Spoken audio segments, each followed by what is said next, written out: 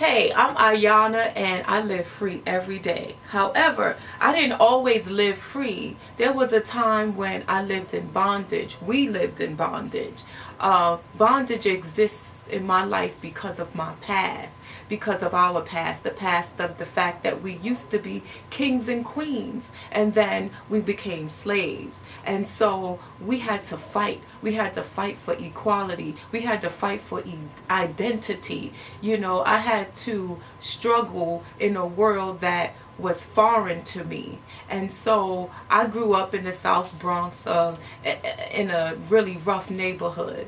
And so there was poverty that existed, and there was drug addiction that existed. And so I, as a small child, had to grow up really fast. I had to raise myself. And I believe that this is all a result of how we were robbed of our culture and our people struggled from oppression. And so what I had to do to kind of connect or just to escape from what the harsh reality of my life, my bondage was right. So I found a way to write in my journal, dear God, I need you to assist me. Dear God, can you help me pay my rent? Dear God, can you help my mother come out of addiction? Dear God, can you help my father come out of addiction? Dear God, can you allow me to be successful, dear God? So dear God was my way of communicating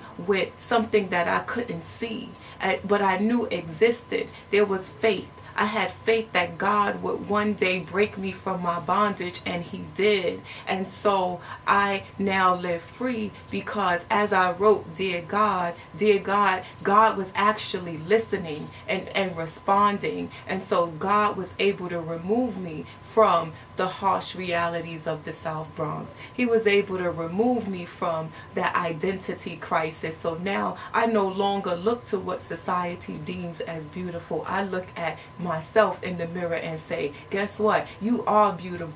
You are beautiful regardless of what society says. And so, dear God, I thank you for connecting with me and allowing me to hear you and giving me the power to live free.